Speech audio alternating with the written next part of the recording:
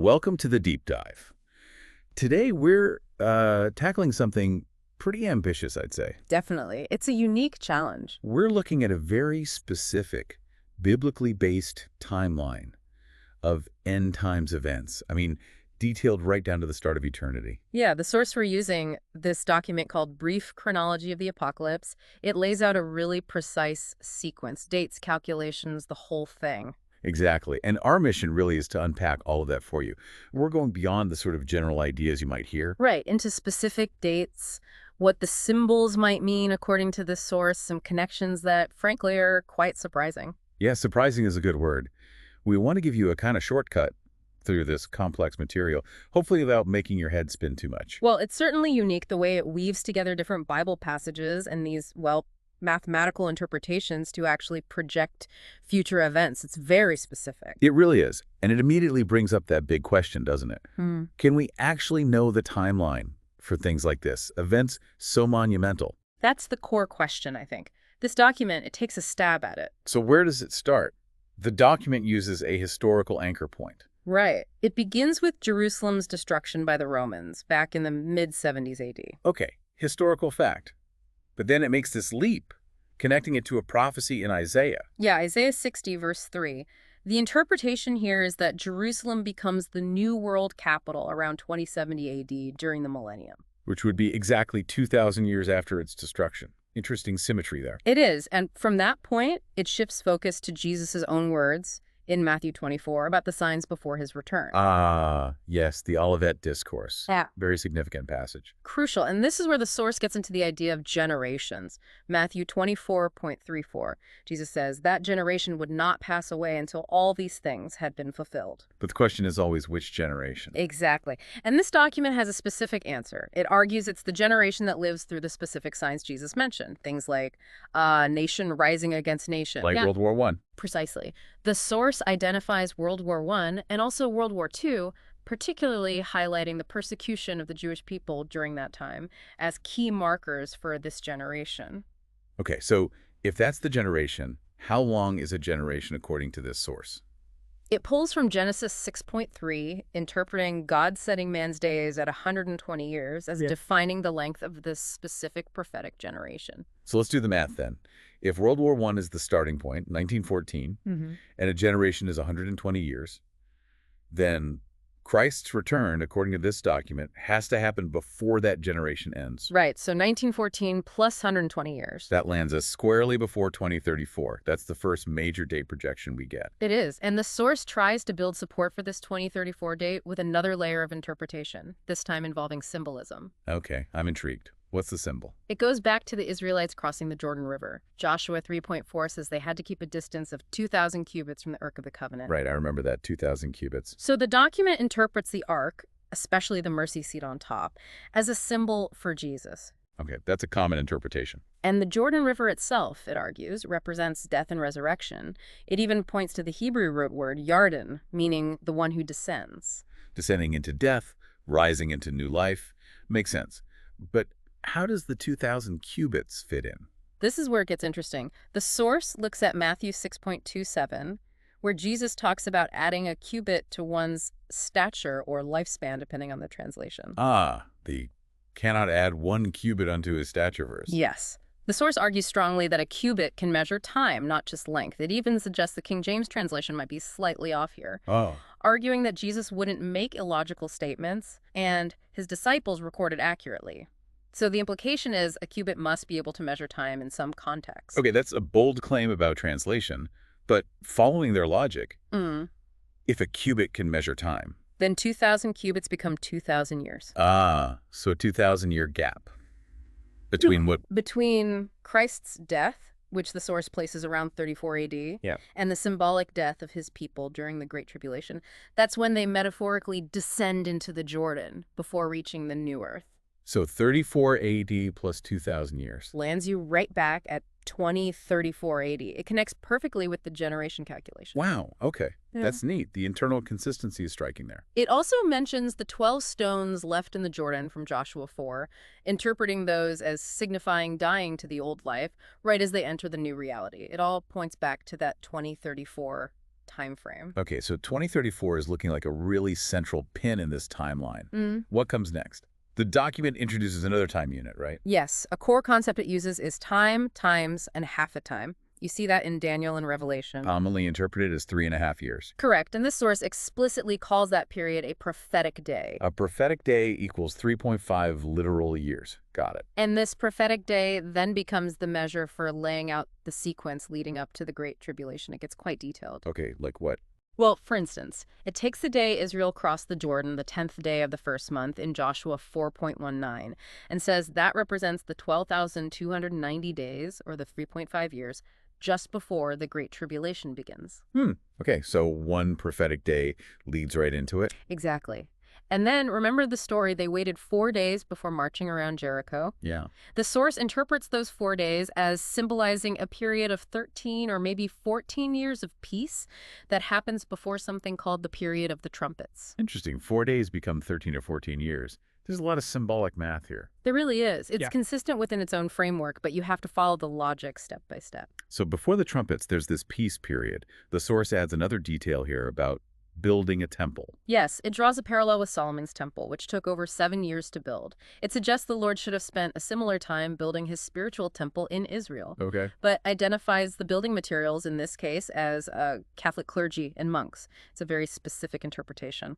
That is specific. And it says there's not much time left for that phase. Right. It claims only 3 or 4 years remain before the 5th seal is opened, which seems to trigger the next major phase in their timeline. And after the Great Tribulation itself, what happens then? According to this chronology, there's another period of peace, likely 13 years. Why 13 years specifically? It connects it back to Solomon again. After Solomon finished the temple, he took 13 years to build his own palace.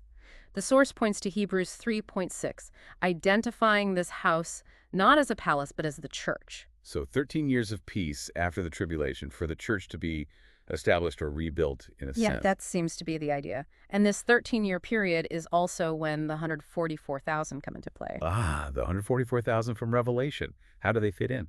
The source posits they are conceived during the Great Tribulation. It describes it starkly, Jerusalem being overrun, women violated, linking this to the abomination of desolation. That's a grim connection. It is. But from that horror, the 144,000 are born, and they are then sealed at age 12, coinciding with their bar mitzvah during the subsequent 13-year peace period. Okay, so tribulation, then a 13-year peace where the 144,000 mature and are sealed. What follows the peace? Then we get to the 7th seal, which unleashes the 7 trumpets. Right, and each trumpet blast signifies major events or judgments. And according to this document, each of those 7 trumpets lasts for 1 prophetic day. Meaning 3.5 years each. Correct. It also specifies that the 7 boldevests of God's wrath are actually contained within the final 7th trumpet. Okay, nested judgments. And importantly, it highlights Revelation 10, where the angel swears there will be no more delay. So the 7th trumpet begins immediately after the 6th, impacting all cities, globally, not just Jerusalem. No pause before the final phase of judgment. Exactly. Now, putting all these pieces together, the 2034 date, the peace period, the trumpets allows the source to calculate the start of the millennium. Okay, let's walk through that calculation. You start with 2034, the projected year for Christ's return. Add the 13 years of initial peace. Okay, 2047. Then add the duration of the 7 trumpets. That's 7 times 3.5 years, which is 24.5 years. So 2047 plus 24.5 takes us to 2071.5. Almost. There's one adjustment. The source subtracts 1 year, citing a kind of grace period or delay related to the final trumpet starting immediately. So minus 1 year. Brings us to 2070.5, mid-2070. Exactly. And that's a projected start of the millennium, which, ironically, is 2,000 years after Jerusalem was destroyed back in 70 AD.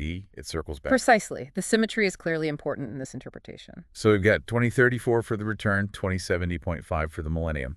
But this document goes even further, doesn't it? It talks about a grander prophetic year. It does. It frames a much larger time scale, suggesting this prophetic year framework actually began way back with Jesus' birth. How does that work? It goes back to the Jordan crossing again, Joshua 4.1, the 10th day of the first month. It interprets this date as symbolically marking both the start and the end of Jesus' ministry, which it takes as 3.5 years long. How does 10 days relate to 3.5 years? The math here is 10 days times 3.5 years per prophetic day unit, apparently linking to Jesus being 35 years old. It's another symbolic calculation. Okay, I think I'm following the pattern of symbolic calculation here. Yeah. And the 2,000 cubits fit into this larger picture too. Yes, that 2,000 cubits representing 2,000 years of separation is a recurring theme within this larger prophetic year structure as well. It seems incredibly complex internally. Does it all add up? Well, the source claims remarkable internal consistency, but it involves some, let's say, intricate adjustments to make it work. Like what? Give me an example. Okay, remember the periods leading up to the millennium? The 10 days for the Jordan crossing symbol, the 4 days before Jericho, and the 7 trumpets.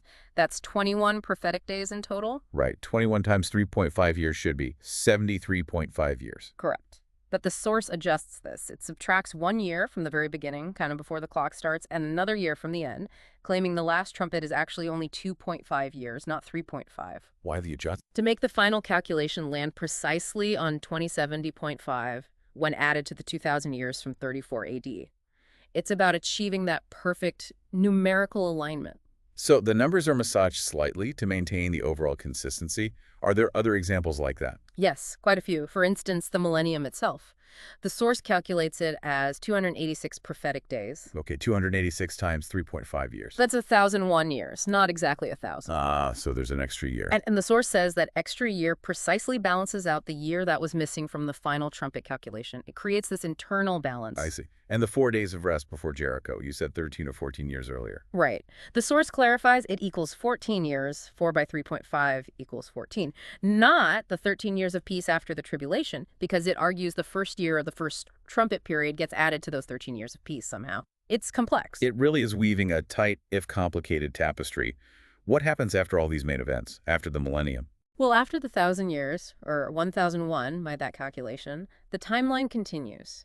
The source points to Revelation 20, where Satan is released from the abyss. Right, released for a short time to deceive the nations. Exactly. And the document says he deceives the nations, specifically identifying Gog and Magog with Russia to attack Israel one last time. And when does this final attack happen? On a very specific date, the 14th day of the last prophetic month, which corresponds to the Jewish festival of Purim. Purim, the feast celebrating deliverance. That's ironic. Highly ironic. Yeah. But the attack fails catastrophically. God intervenes directly with fire from heaven, destroying Israel's enemies. Does the source give a time frame for how long Satan have to gather these forces after the millennium? Yes, it emphasizes God's patience, even with the devil. It says Satan has at least one full prophetic month, which translates to over 100 years to rally his forces and build weapons, referencing Ezekiel 38. Over a century for this final rebellion to build. That's the idea. It connects this time frame back to the generation concept, too. 34 prophetic days equal 119 years, roughly one generation. So this Purim battle happens about 120 years after the millennium ends. Approximately, yes. Again, aligning with that 120-year limit from Genesis 6.3, applied now to this final period of rebellion. The source also mentions something about life during the millennium, citing Isaiah. Isaiah 65.2. It interprets this to mean that during the millennium, anyone dying at 100 would be considered cursed, like a sinner cut off early, while reaching 100 would be like, well, just reaching adulthood, a baseline. Longer lifespans, but mortality and sin still exist, it seems. So after the Purim battle, what brings us to eternity itself? The final calculations involve that Purim period. The source mentions 2 prophetic days related to Purim, plus another 2 weeks, 14 prophetic days. Added together, that's 49 prophetic days. 49. Like the years in a Jubilee cycle. Precisely. It represents the final Jubilee period leading into eternity. So let's put it all together. Millennium starts mid-2070, which is Hebrew year 5830. Correct. Add 1,000 years for the millennium itself. 68830. Add 120 years for the post-millennium rebellion and Purim period. 6950. Add the 49 years for the final Jubilee. 61099. And then add one final year, the first year of eternity itself. Takes us to exactly 7,000 years from the source's calculation of creation. Yes, tying it directly to the 7 days of creation, citing Psalm 90, verse 4. 1,000 years in your sight are like a day.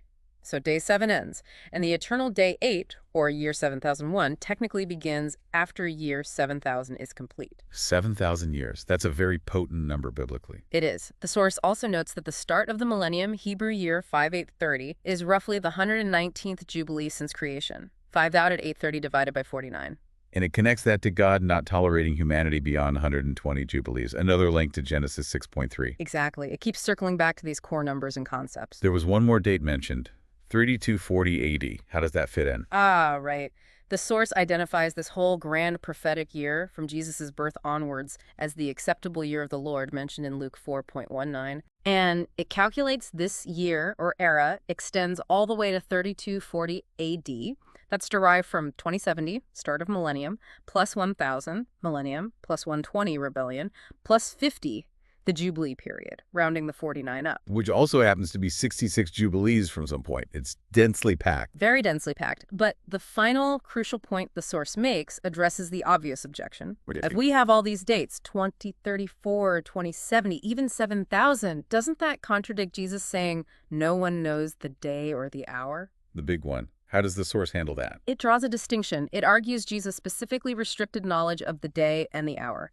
Matthew 24.36, Mark 13.32, they emphasize day and hour. Okay. But the source claims this restriction doesn't apply to knowing the year or maybe even the month. That knowledge, it suggests, wasn't meant for the early disciples. But it is meant for? For us, that's the direct quote. Because, as the source puts it, we are truly the ones who are going to live through it, and all of this is on the verge of beginning to happen. Wow. That's quite a claim to conclude with, that this detailed knowledge is specifically for people living now. It certainly positions the entire chronology as immediately relevant. So just to recap the major points we've covered from this source. Yeah. A projected 2034 for Christ's return based on generations and symbolic cubits.